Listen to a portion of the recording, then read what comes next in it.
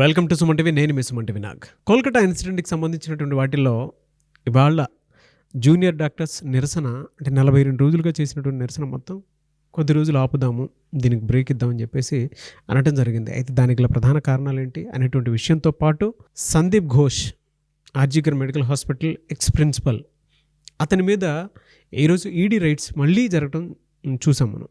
అయితే వాటికి సంబంధించినటువంటి కీలక అంశాలు ఏంటి, అండ్ ఏ విధంగా చూసుకున్నా కూడా ఈ రోజుకి కనుక మనం చూసుకుంటే ఒక కొత్త ఆఫీసర్ను కూడా ఈ విషయంలో నియమించడం జరిగింది. సో ఆ విషయాలు ఏంటి అనేది ఈరోజు మనతో పాటు హైకోర్టు అడ్వకేట్ రవీంద్రనాథ్ గారు ఉన్నారు. వారి మాటలోనే అడిగి తెలుసుకుందాం. Hello sir. హాయ్ అండి నాగరాజ్ గారు. ఈ కేసుకు సంబంధించి ఆల్మోస్ట్ 42 రోజులుగా జూనియర్ డాక్టర్స్ చేసినటువంటి, అంటే జస్టిస్ కోసం చేసినటువంటి పోరాటం ఏదైతే ఉందో అభినందనీయం అని చెప్పేసి చెప్పాలి. అయితే కొంత పార్షియల్ బ్రేక్ మాత్రం వాళ్ళొక స్టేట్మెంట్ని పాస్ చేయడం జరిగింది. అండ్ ఇవాళ మళ్ళీ ఈడీ రైట్స్ కూడా జరిగాయి. వీటికి సంబంధించినటువంటి కీలక అంశాలు ఏంటి సార్? నాగరాజ్ గారు, గడిచిన 42 రోజుల పాటు ఏకధాటిగా నిరసన చేస్తున్నటువంటి జూనియర్ డాక్టర్లు ఎట్టకేలకి ఈరోజు వాళ్ళ సమ్మెను విరమించే ప్రయత్నం చేశారు. ఈరోజు మధ్యాహ్నం 3 గంటలకు స్వాస్థ్య భవన్ దగ్గర నుంచి CGO ఆఫీస్ వరకు కంటిన్యూగా ఏకధాటిగా కలకత్తా నగర వీధులంతా కూడా వాళ్ళు జై కేతనాన్ని ఎగరవేసుకుంటూ సాయంత్రం 6 గంటలప్పుడు మనం చూసాం. జస్ట్ ఇప్పుడే వాళ్ళు entire mobile torch lights on చేసుకుని ఒక క్యాండిల్ మార్చ్ అనేది ఎంటైర్ నగర వీధులు మొత్తం కూడా స్వాస్థ్య భవన్ దగ్గర నుంచి CGO ఆఫీస్ వరకు కొన్ని వేల మంది కలకత్తా నగర పురవీధులు మొత్తం కూడా జస్టిస్ అభయ అన్నటువంటి ఒక విజయ గర్వంతో ఈరోజు వాళ్ళు చేసిన నిరసన దీక్ష నిజంగా అభినందనీయమండి. ఎందుకంటే వాళ్ళు ఎంత చివరి వరకు కూర్చున్నారంటే వాళ్ళ కోరికలు, వాళ్ళు ఏదైతే ప్రధానంగా అడిగినటువంటి డిమాండ్స్ అన్నీ కూడా మొదట్లో చేసినప్పుడు రకరకాల హింసలు పెట్టే ప్రయత్నం చేసింది మమతా బెనర్జీ గవర్నమెంట్. అయినప్పటికీ కూడా మొక్కవోని దీక్షతో వాళ్ళు చేసినటువంటి, అకుంఠిత దీక్షతో వాళ్ళు చేసినటువంటి ఏదైతే ఈ సాహస విజయయాత్ర అని ఏదంటే అంటామో, దీనికి సంబంధించి వాళ్ళు అనుకున్న డిమాండ్స్లో ప్రధానమైన డిమాండ్స్, ముందు సిపిని రాజీనామా చేశారు, హెల్త్ ఆఫీసర్స్ని రాజీనామా చేయించారు. అందరినీ చేయించినప్పుడు కూడా చివరిగా వాళ్ళ యొక్క భద్రతకు సంబంధించి కూడా మమతా బెనర్జీ ముందు సీఎంతో మీటింగ్స్ జరిగాయి. జనరల్గా ఎక్కడైనా ఇప్పటివరకు ఈ స్వతంత్ర పోరాటంలో ఈ 78 సంవత్సరాలుగా ఉన్నటువంటి ఈ భారతదేశ స్వతంత్ర పోరాటంలో ఎక్కడ కూడా మనం చూడనటువంటి ఒక కొత్త విషయానికి, ఒక కొత్త శకానికి నాందివాచకం పలికినటువంటి గొప్ప అద్భుతమైన దృశ్యం ఈరోజు మనకి కలకత్తా నగరంలో కనిపించింది. ఏంటంటే ఈవెన్ చీఫ్ మినిస్టర్తో ఆ చర్చలు జరిగిన తర్వాత కూడా వాళ్ళు ఎక్కడ కూడా తగ్గకుండా మరలా మా భద్రతకి మీరు పూర్తి హామీ ఇవ్వాలి, అది నోటి వాక్యాలతో కాదు, మాకు కమిట్మెంట్తో ఇవ్వగలిగితేనే మేము తీసుకుంటామని చెప్పారు. జనరల్ బాడీ మీటింగ్ పెట్టారు. మీటింగ్లో ఈరోజు వాళ్ళు ఏం చేస్తారంటే, రేపు శనివారం నుంచి మేము మళ్ళీ యథావిధిగా మా డ్యూటీస్ చేస్తాం, కానీ మళ్ళీ కొన్ని కండిషన్స్ పెట్టారు. మీరు రిలీజ్ చేసినటువంటి నోటు కూడా ఇంప్లిమెంటేషన్ అయితేనే, ఇది కేవలం పాక్షికంగా విరమిస్తున్నాం, ఇది మా విజయయాత్రే కానీ పాక్షికంగా విరమిస్తున్నాం. ఓపీడీ సేవలు అంటే అవుట్ పేషెంట్ డిపార్ట్మెంట్లో కానీ, ఓటీ సేవలు అంటే ఆపరేషన్ థియేటర్లో జరిగే సేవల్లో మాత్రం మేము పెద్దగా పార్టిసిపేట్ చేయం, అత్యవసర సేవల్లో మాత్రమే పార్టిసిపేట్ చేస్తాం అని చెప్తూ ఒక విజయగరంతో మొత్తం ఎంటైర్ కలకత్తా నగరం మొత్తం కూడా వాళ్ళు ఒక ప్రదక్షిణ 40 కిలోమీటర్లు అండి, కంటిన్యూ 40 కిలోమీటర్స్ నగర యాత్ర మొత్తం కూడా వాళ్ళు చేసి ఒక విజయయాత్రను చూసాం. ఎప్పుడో బహుశా మనం పుట్టలేదేమో, స్వాతంత్ర పోరాటంలో కలకత్తా నగర వీధుల్లో ఇటువంటి దృశ్యాల్ని మన పూర్వీకులు చూశారేమో, బహుశా అటువంటి దృశ్యాన్ని ఈరోజు మనం చూస్తుంటే ఒళ్ళు గుగ్గురుపాటు చెందుతుంది నాగరాజు గారు. దీనికి సంబంధించి నేను కొన్ని వ్యాఖ్యలు రాసుకున్నాను, మీకు నేను చదివి వినిపించే ప్రయత్నం చేస్తాను నాగరాజు గారు. సహనానికి కూడా ఒక సరిహద్దు ఉంటుంది.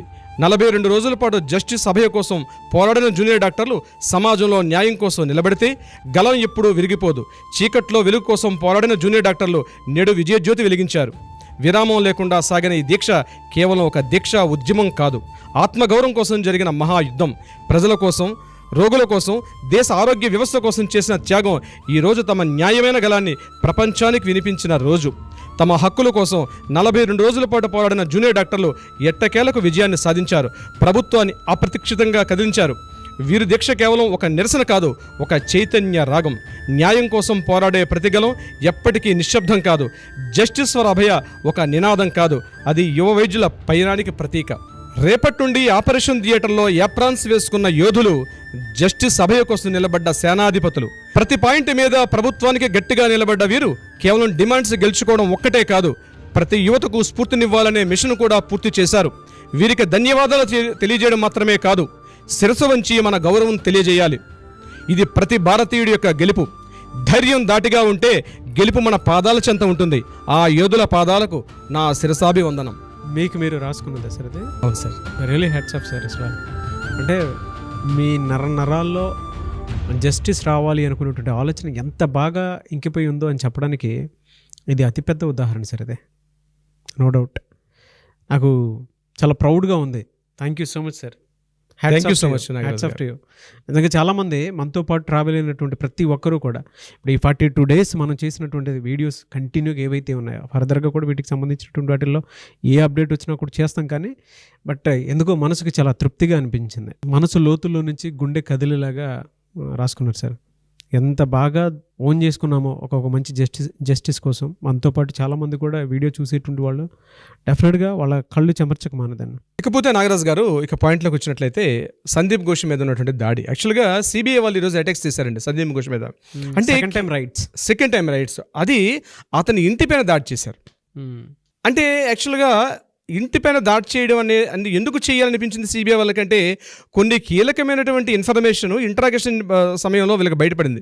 ముఖ్యంగా సందీప్ ఘోష్ని పాలిగ్రాఫ్ టెస్టులు చేసేటప్పుడు కానీ, అదేవిధంగా ఈయనతో పాటు ఉన్నటువంటి కొంతమంది ఎవరైతే సుదీప్తా రాయ్ మీద చేసినటువంటి ఈడీ దాడులు చేసినప్పుడు కానీ కొన్ని కీలకమైనటువంటి విషయాలు గుర్తించిన తర్వాత ఇంటిపైన రైట్ చేస్తేనే సరైనటువంటి ఇన్ఫర్మేషన్ వస్తున్న ఉద్దేశంతో సుమారుగా ఒక 8 మంది సిబిఐ బృందం ఆధ్వర్యంలో టోటల్గా ఈయన ఇంటిని సుమారుగా 5:30 నుంచి 6 గంటల పాటు రైడ్ చేశారు నాగరాజు గారు. అయితే ఇంటిని రైట్ చేసినప్పుడు అక్కడ కీలకమైన పత్రాలు చూసి ఆశ్చర్యపోయిన వంతు సిబిఐ వాళ్ళకి జరిగింది. ఏంటంటే ఆయన ఇంటిని రైట్ చేసినప్పుడు నాగరాజు గారు 730 పేజీల టెండర్ డాక్యుమెంట్స్ ఉన్నాయి, 510 పేజీల సీక్రెట్ రిపోర్ట్స్ ఉన్నాయి. చెప్తాను సీక్రెట్ రిపోర్ట్స్ అంటే కూడా. ఇది కాకుండా వెరీ ఇంట్రెస్టింగ్ పాయింట్ 288 పేజీల ఆర్టీఐ ఫైలింగ్స్, ఆర్టీఐ చేసినటువంటి అప్లికేషన్స్ అవి నేను మీకు వివరిస్తాను. మీకు ఇవి ఒక పేపర్స్ అక్కడ ఆయన ఇంట్లో దొరికాయి. అయితే ఏమిటి ఈ పేపర్స్ ఏంటి, డాక్యుమెంట్స్ ఏంటి? యాక్చువల్గా అడిగారు అప్పుడే. ఈ యాక్చువల్లీ డాక్యుమెంట్స్ అన్నీ కూడా ఎక్కడ ఉండాలి? ఆయన ఆఫీస్లో ఉండాలి. ఇవన్నీ కూడా ఆఫీస్కి సంబంధించిన మ్యాటర్స్. ముఖ్యంగా ఈ 288 పేజీలకు సంబంధించినటువంటి ఆర్టీఐ డాక్యుమెంట్స్ అంటే ఈయన యొక్క అవినీతి ఆరోపణల మీద, ఈయన టెండర్స్ని ఎక్కడైతే మిస్లీడ్ చేస్తున్నాడో దానికి సంబంధించిన విషయాల మీద ఎవరైతే ఆర్టీఐకి అప్లై చేసుకుంటారో ఆ అప్లై చేసుకునేది ఎక్కడ చేస్తారు? ఆర్టీఐ ఆఫీస్లో అప్లై చేసినప్పుడు, ఆర్టీకి సంబంధించి అప్లై చేసినప్పుడు ఆ పేపర్స్ అన్నీ కూడా ఫైనల్గా ఈ యొక్క గవర్నమెంట్ మెడికల్ కాలేజీకి వస్తాయి. మెడికల్ కాలేజీకి వచ్చినప్పుడు రూల్ ప్రకారం ఆర్టీఐ రూల్స్ ఏంటి? అవి విత్ ఇన్ ద 30 daysలోగా ఇన్ఫర్మేషన్ పంపించాలి. అయితే ఏదైతే ఆర్టీఐ నుంచి పేపర్ వచ్చిందో, ఏదైతే ఆర్టీఐ యొక్క ఇన్ఫర్మేషన్ ఆ రిక్విజిషన్ లెటర్ ఉంటుంది, ఆ రిక్విజిషన్ లెటర్స్ అన్నీ కూడా అంటే కంప్లైంట్ లెటర్స్ అన్నీ కూడా ఈయన వాటిని బుట్ట దాఖలు చేసి రిప్లై ఇవ్వకుండా, అంటే వ్యవస్థ ఎక్కడి వరకు ఈయన పాతుకుపోయాడు అన్నది. అంటే కంప్లైంటింగ్ సెల్ దగ్గర నుంచి ఈయన అధికారిక సెల్స్ వరకు ఉన్నటువంటి 7 to 8 ఏదైతే జోనర్స్ ఉంటాయో, అంటే ప్రతి స్టేజెస్ ఉంటాయో ప్రతి స్టేజ్ని కూడా ఇన్వాల్వ్ చేసుకుంటూ ఆ ప్రతి ఒక్క ఆ లెటర్ని యాజ్ స్టేజ్గా తన యొక్క ఫైలింగ్స్లు ఉన్నాయి. 288 పేజీలు ఉన్నాయండి అట్లాంటివి. అంటే 288 మెంబర్స్ పైబడినటువంటి వ్యక్తులు ఏదైతే ఫైల్ చేశారో ఈయన అంటే ఆ యొక్క డిపార్ట్మెంట్ వైజ్గా ఎవరైతే కోరారో వాటికి రెస్పాన్స్ ఇవ్వకుండా అవి తీసుకొచ్చి ఈయన తన డస్ట్బిన్లో పడేసినట్టే వ్యవస్థని ఎంత సెంట్రలైజ్ చేసాడంటే మనకి ఈజీగా అర్థమవుతుంది సందీప్ ఘోష్. ముఖ్యంగా ఏంటంటే ఇది చాలా పెద్ద క్రైమ్ అండి. ఒక సమాచార హక్కు ప్రకారం ఏదైనా ఒక గవర్నమెంట్ డిపార్ట్మెంట్లో ఏం జరుగుతుందో తెలుసుకోవడం ప్రతి ఒక్కరి హక్కు. డిపార్ట్మెంట్లో ఏం జరుగుతుందనే విషయాన్ని కూడా ఆ హక్కుల్లో కూడా కాలు రాసేసాడు ఈయన. ఆ కంప్లైంటింగ్స్ని కూడా వెళ్లకుండా ఏదైతే మళ్ళీ రిటర్న్, అంటే మొత్తం వ్యవస్థని ఎంత ఆయన సెంట్రలైజ్ చేసినది ఈ ఒక్క ఇన్ఫర్మేషన్ మనకు అర్థమవుతుంది. నెంబర్ 2 ఏంటంటే 730 పేజీల టెండర్ డాక్యుమెంట్స్. అంటే ఎవరైతే ఆఫీసులో, అంటే తన కాలేజీ సంబంధించి కావచ్చు, హాస్పిటల్ సంబంధించి కాదు, ఏదైనా పనుల నిమిత్తం ఎవరైనా టెండర్స్ వేస్తుంటే ఆ టెండర్స్ని కూడా బుట్ట దాఖలు చేసి, ఇది ఇంతకుముందు మనం చెప్పుకున్న వీడియోలో ఇతనికి సంబంధించిన వ్యక్తులు ఎవరైతే ఇద్దరు ఉన్నారో వారికి మాత్రమే టెండర్స్ని కన్ఫర్మేషన్ చేస్తూ మిగిలినవన్నీ కూడా కన్ఫర్మేషన్స్ లేకుండా బయట పడేయడం. అంటే ఇదంతా ఇది ఓవర్ నైట్ జరిగింది కాదు నాగరాజు గారు. ఇదంతా ఆయన ఇదంతా వ్యవస్థ ఒక్కడు చేస్తున్నాడా? దీని మీద మనం ఒక వీడియోలో చెప్పాం. దీని వెనకాల డి అనే వ్యక్తి ఉన్నాడు, వాళ్ళు ఇన్ఫ్లుయెన్స్ ఉంటేనే తను చేయగలుగుతాడని చెప్పి. దాని మీద మనం కొన్ని ఎపిసోడ్స్ చేస్తున్నాం. నాకు కొంత ఇన్ఫర్మేషన్ ట్రై చేస్తున్నాను. ఆ ఇన్ఫర్మేషన్ రాగానే ఆ డీకి సంబంధించిన ఎవరైనా వ్యక్తులు ఉన్నారని చెప్పి కూడా బహుశా మనం నెక్స్ట్ వీడియోలో కూడా రివీల్ చేసే అవకాశం ఉంటుంది. నెంబర్ 3 ఏంటంటే ఈ సీక్రెట్ రిపోర్ట్స్. అంటే 510 పేజీల సీక్రెట్ రిపోర్ట్స్. ఇవి కూడా దేనికి సంబంధించింది? ఈ రిపోర్ట్స్ ఇవ్వాలని కూడా, అంటే ఎక్కడెక్కడ ఎవరెవరి మీద ఎంక్వైరీ చేయాలి, ఎవరెవరి డిసిప్లినరీ కమిటీ సంబంధించిన రిపోర్ట్స్ ఎవరైతే సబ్మిట్ చేశారో అవన్నీ కూడా తన ఇంట్లో లభించడం జరిగింది. అంటే ఒక విషయం నాగరాజు గారు, ఒక సాధారణటువంటి ప్రిన్సిపాల్ అని స్మాల్ వర్డ్, ఆ వర్డ్ ఉన్నటువంటి వ్యక్తి ఆ వ్యవస్థని ఎంత కలుషితం చేసేసాడు. అంటే ఈరోజు జస్టిస్ అభయ్ అని ఏదైతే మనకు అమ్మాయి ఇష్యూ రాకపోతే ఇట్లాంటి చీడ పురుగులు ఎంతమంది ఈ వ్యవస్థల్లో పాతుకుపోయి ఉన్నారో. ఈరోజు ఆయన బయటకు వచ్చాడు కాబట్టి దొంగగా కనిపిస్తున్నాడు ఈరోజు మనకి. కాబట్టి వ్యవస్థలు ఇప్పటికైనా ఎవరైతే ఉన్నారో ఏదో ఒక రోజు నాడు పాపం పండే రోజు వస్తుంది.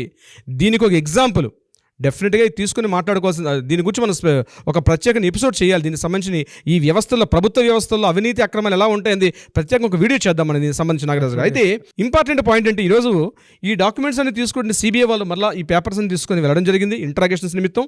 ముఖ్యంగా వెస్ట్ బెంగాల్ మెడికల్ కౌన్సిల్ ఈరోజు ఆయన యొక్క డాక్టర్ అన్నటువంటి వర్డ్ని కూడా క్యాన్సిల్ చేశారు నాగరాజు గారు.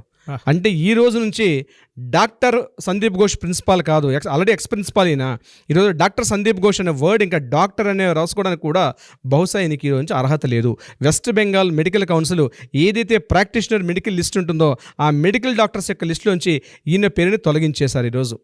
ఆల్రెడీ ఎన్ఎంసీలో ఇంతకుముందు తొలగించారు, వెస్ట్ బెంగాల్ మెడికల్ కౌన్సిల్ కూడా ఈరోజు తొలగించేశారు. కాబట్టి ఈ రోజు నుంచి సందీప్ ఘోష్ మాత్రమే, ఈయన డాక్టర్ సందీప్ ఘోష్ కాదు. ఇది వెరీ వెరీ కీ పాయింట్. ఈరోజు నుంచి ఈయనకి ఈరోజు వెస్ట్ బెంగాల్ వాళ్ళు మొత్తం అసోసియేషన్ మొత్తం కూడా ఫామ్ చేశారు. ఇది ఒక కీలకమైనటువంటి ఒక సంఘటన జరిగింది ఈరోజు సిబిఐ దర్యాప్తులో. ఇంకొక ఇంపార్టెంట్ పాయింట్ ఏంటంటే సుప్రీంకోర్టు గైడ్లైన్స్ ప్రకారం పేరెంట్స్, అభయ పేరెంట్స్ ఎవరైతే ఉన్నారో వాళ్ళ రిక్విజేషన్ ప్రకారం సుప్రీంకోర్టు గైడ్లైన్స్ ప్రకారం ఈ రోజు నుంచి వికీపీడియా కూడా ఇన్ఫార్మ్ చేశారు. గూగుల్ సంబంధించిన వికీపీడియాలో గూగుల్లో ఎక్కడ కూడా అభయ యొక్క పేరు కానీ, అభయ యొక్క ఇమేజెస్ కానీ, అభయకు సంబంధించిన వీడియోస్ కానీ, అభయకు సంబంధించిన ఏదైతే సంఘటనా స్థలంలో అభయకు జరిగిన అన్ని అత్యాచారం మీద ఒక మనం మార్ఫింగ్ చేసిన సంఘటనలు కానీ ఏది కూడా ఎక్కడా పబ్లిష్ కాకూడదు. ఈవెన్ దో వికీపీడియాలో కూడా ఈమెకి సంబంధించిన న్యూస్ ఉండకూడదని డైరెక్ట్గా వికీపీడియాకి ఈరోజు సుప్రీంకోర్టు యొక్క సెంట్రల్ ఆఫీస్ నుంచి ఇన్ఫర్మేషన్ వెళ్ళింది. బహుశా ఈ రోజు నుంచి వికీపీడియాలో కూడా ఆమె పేరు లేకుండా ఉండే అవకాశం కూడా ఉంటుంది. కాబట్టి సోషల్ మీడియాలో క్లియర్గా ఇటువంటి ఇమేజెస్ వేయకూడదని చెప్పి క్లియర్ ఇన్స్ట్రక్షన్స్ కూడా చేయడం జరిగింది. అందుకే డే 1 నుంచి కూడా మన దానికి సంబంధించినటువంటి వాటిలో చాలా జాగ్రత్తలు తీసుకుని వెళ్తూ ఉన్నాం. అది క్లియర్గా లీగల్ డిపార్ట్మెంట్ ప్రకారం ముందుంది. బహుశా మనం కూడా ఏ వీడియోలో కూడా ఎక్కడ మనం చేయలేదండి. బట్ ఏదేమైనా sir, we want justice, we demand justice. దీనికి సంబంధించినటువంటి వాటిలో నాకు తెలిసి తక్కువ టైంలోనే ఒక మంచి జస్టిస్ అయితే చూడబోతున్నాం అనుకున్నటువంటి హోప్ అయితే ఉంది. ఎందుకు అని అంటే సిబిఐ తన పని తను చేస్తుంటే కోర్టు తన పని తను చేసుకుంటూ వెళ్ళిపోతూ ఉంది. అంటే చట్టం తన పని తను చేసుకుంటూ వెళ్ళిపోతుందని చెప్పడంలో ఏమాత్రం సందేహం లేదు. అండ్ దానికి సంబంధించినటువంటి వాటిల్లోనే డాక్టర్స్ ఇచ్చినటువంటి, జూనియర్ డాక్టర్స్ ఇచ్చినటువంటి ఒక్కొక్క స్టేట్మెంట్ పార్షియల్గా ఎక్కడున్న ఇబ్బందుల ప్రకారం, అంటే తుఫాన్ అవి రావటం వల్ల, మెడికల్ ఎమర్జెన్సీ ఉండటం వల్ల మేము ఈ సమ్మెకి కొంత పాక్షికమైనటువంటి కొద్ది రోజులు ఆపటం జరుగుతుంది. కానీ but we demand justice, we want justice అని చెప్పేసి వాళ్ళ గొంతుకుని మళ్ళీ మేము వినిపించబోతామని చెప్పేసి చెప్పడం జరిగింది. ఈలోపు చట్టం తన పని తను చేసుకుంటూ ఉంటూనే ఉంటుంది. దానికి సంబంధించినటువంటి అప్డేట్స్ మాత్రం రెగ్యులర్గా వస్తాయి. కాబట్టి మనతో పాటు మన ఆడియన్స్ కూడా ఉన్నారు. Anyways thank you so much Ravindranath గారు. Thank you so much Nagaraj గారు.